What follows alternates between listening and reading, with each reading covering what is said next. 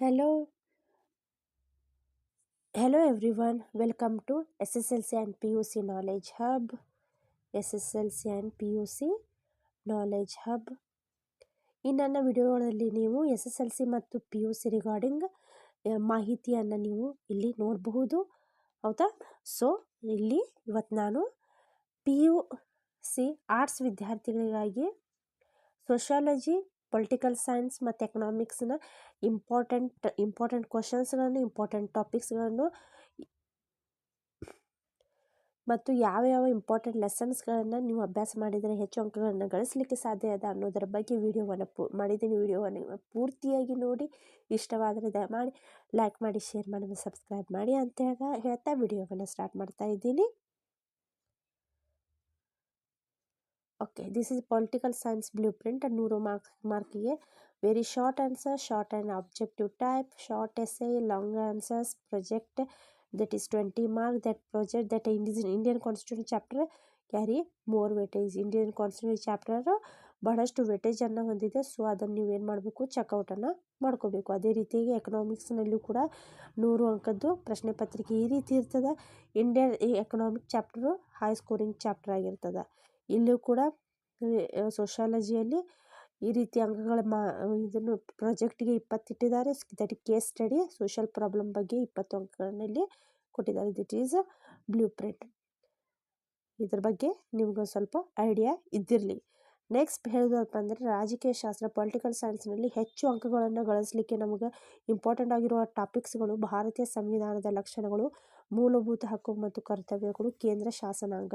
ಮಧ್ಯಮ ಅಂಕಗಳು 5ರಿಂದ 6 ಅಂಕಗಳಿಗೆ ನ್ಯಾಯಾಂಗ ವ್ಯವಸ್ಥೆ, ಚುನಾವಣಾ ಆಯೋಗ, ಪ್ರಜಾಪ್ರಭುತ್ವ. ಕಡಿಮೆ ಅಂಕಗಳಿಗೆ ಕೇಳುವಂಥ ಪ್ರಶ್ನೆಗಳು ಏನಪ್ಪ ಅಂತಂದರೆ ಇಲ್ಲಿ ಪ್ರಜಾಪ್ರಭುತ್ವದ ಸವಾಲುಗಳು 3ರಿಂದ 4 ಅಂಕಗಳಿಗೆ ಕೇಳ್ತಾರೆ. ಸ್ಥಳೀಯ ಸ್ವಶಾಸನ ಬಗ್ಗೆ 3ರಿಂದ 4 ಅಂಕಗಳಿಗೆ ಇಲ್ಲಿ ಕೇಳ್ತಾರೆ. ನೆಕ್ಸ್ಟ್ ಅರ್ಥಶಾಸ್ತ್ರದಲ್ಲಿ, ಎಕನಾಮಿಕ್ಸ್ನಲ್ಲಿ ಅಧ್ಯಾಯ ಮಾಡುವ ಮಹತ್ವವನ್ನು ಇಲ್ಲಿ ನೋಡುವುದಾದರೆ ಅತಿ ಹೆಚ್ಚು ಅಂಕಗಳನ್ನು ಗಳಿಸಲಿಕ್ಕೆ ನಾವು ಓದಬೇಕಾದಂಥ ಅಧ್ಯಾಯಗಳು ಯಾವುದಪ್ಪ ಅಂತಂದರೆ ಭಾರತೀಯ ಆರ್ಥಿಕತೆ, ಬೆಳವಣಿಗೆ ಮತ್ತು ಅಭಿವೃದ್ಧಿ, ಭಾರತದಲ್ಲಿ ಬಡತನ, ನಿರುದ್ಯೋಗ 6ರಿಂದ 8 ಅಂಕಗಳಿಗೆ. ಭಾರತೀಯ ಆರ್ಥಿಕತೆ ಮತ್ತು ಬೆಳವಣಿಗೆ 8ರಿಂದ 10 ಅಂಕಗಳಲ್ಲಿ ಇದು ಬಹಳಷ್ಟು ಇಂಪಾರ್ಟೆಂಟ್. ಬಡತನ 8 ಅಂಕಗಳಿಗಿದೆ. ಮಧ್ಯಮ ಅಂಕಗಳಿಗೆ ಕೇಳುವಂಥ ಪ್ರಶ್ನೆಗಳು ಯಾವಪ್ಪ ಅಂದರೆ ರಾಷ್ಟ್ರೀಯ ಆದಾಯ, ಭಾರತದಲ್ಲಿ ಯೋಜನೆ, ಭಾರತದ ಕೃಷಿ ಕ್ಷೇತ್ರ. 5ರಿಂದ 6 ಅಂಕಗಳಿಗೆ ಇಲ್ಲಿ ಕೇಳಲಾಗ್ತದೆ. ಕಡಿಮೆ ಅಂಕಗಳಲ್ಲಿ ಕೇಳಬೇಕಂದ್ರೆ ಇಲ್ಲಿ ಬೇಡಿಕೆ ಮತ್ತು ಪೂರೈಕೆಗಳು, ಬೇಡಿಕೆ ಮತ್ತು ಪೂರೈಕೆ 3ರಿಂದ 4 ಅಂಕಗಳಿಗೆ ಇಲ್ಲಿ ಕೇಳಲಾಗ್ತದೆ. ಇನ್ನು ಮುಂದುವರೆದು ಹೀಗೆ ನೋಡುವುದಾದರೆ ನಾವು ರಾಷ್ಟ್ರೀಯ ಆದಾಯ ಹಿಂದಿನ ಭಾರತದಲ್ಲಿ ಯೋಜನೆ, ಭಾರತೀಯ ಕೃಷಿ ಕ್ಷೇತ್ರ. ಕಡಿಮೆ ಅಂಕಗಳಲ್ಲಿ ಬೇಡಿಕೆ ಮತ್ತು ಪೂರೈಕೆ 3ರಿಂದ 4 ಅಂಕಗಳು. ಹಣ ಮತ್ತು ಬ್ಯಾಂಕಿಂಗ್ 3ರಿಂದ 4 ಅಂಕಗಳಲ್ಲಿ ಇಲ್ಲಿ ಕೇಳಲಾಗ್ತದೆ. ಇಲ್ಲಿ ನಾವು ಸಮಾಜಶಾಸ್ತ್ರಕ್ಕೆ, ಸೋಷಿಯಾಲಜಿಗೆ ಬರುವುದಾದರೆ ಇಲ್ಲಿ ಹೆಚ್ಚು ಅಪ್ಲೈಡ್ ಕ್ವಶನ್ಸ್ಗಳು ಬಂದಿರ್ತವೆ. ಹೆಚ್ಚು ಅಂಕಗಳಲ್ಲಿ ಕೇಳುವಂಥ ಪ್ರಶ್ನೆಗಳು ಭಾರತೀಯ ಸಾಮಾಜಿಕ ರಚನೆ 8ರಿಂದ 10 ಅಂಕಗಳಿಗೆ ಬರ್ತದೆ. ಜಾತಿ ವ್ಯವಸ್ಥೆ 8 ಅಂಕಗಳು. ಭಾರತದಲ್ಲಿ ಸಾಮಾಜಿಕ ಬದಲಾವಣೆ 8 ಅಂಕಗಳಲ್ಲಿ ಇಲ್ಲಿ ಕೇಳ್ತಾರೆ. ಮಧ್ಯಮ ಅಂಕಗಳಲ್ಲಿ ಇಲ್ಲಿ ಕೇಳುವಂಥ ಪ್ರಶ್ನೆಗಳು ಯಾವ ಬರ್ತಾವಪ್ಪ ಅಂತಂದರೆ ಕುಟುಂಬ ಮತ್ತು ವಿವಾಹ ವ್ಯವಸ್ಥೆ ಬಗ್ಗೆ ಪ್ರಶ್ನೆಗಳನ್ನ ಇಲ್ಲಿ ಕೇಳ್ತಾರೆ. ಬಡತನ ಮತ್ತು ನಿರುದ್ಯೋಗದ ಬಗ್ಗೆ ಕೇಳ್ತಾರೆ. ಶಿಕ್ಷಣ ಮತ್ತು ಸಾಮಾಜಿಕ ಬದಲಾವಣೆಯಲ್ಲೂ ಕೇಳ್ತಾರೆ. ಕಡಿಮೆ ಅಂಕಗಳಿಗೆ ಇಲ್ಲಿ ಬರುವಂಥ ಪ್ರಶ್ನೆಗಳು ಯಾವಪ್ಪ ಅಂತಂದರೆ ಸಾಮಾಜಿಕ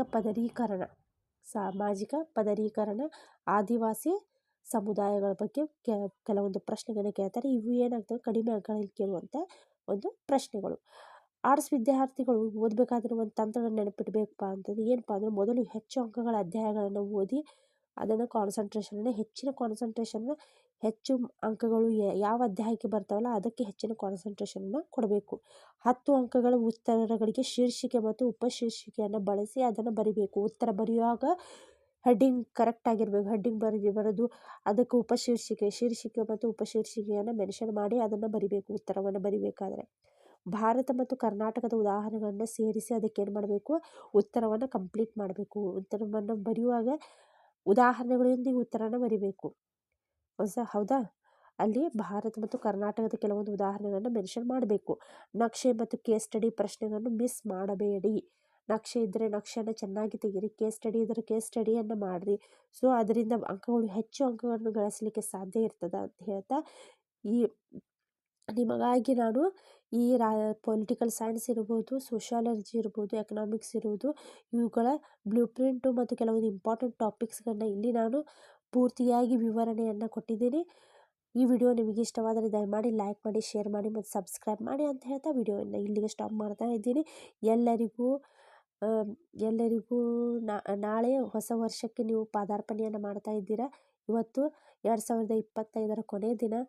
ಎಲ್ಲರಿಗೂ ದೇವರು ಒಳ್ಳೆಯದನ್ನು ಮಾಡಲಿ ಅಂತ ಹೇಳ್ತಾ, ಹೌದಾ, ಹೊಸ ರೆಸೊಲ್ಯೂಷನನ್ನು ತಗೊಂಡು ಮುಂದಿನ ವರ್ಷ ನೀವೇನಾಗಬೇಕು, ಎಕ್ಸಾಮ್ಗೆ ತಯಾರಿಯನ್ನು ಮಾಡಬೇಕು, ಹೌದಾ.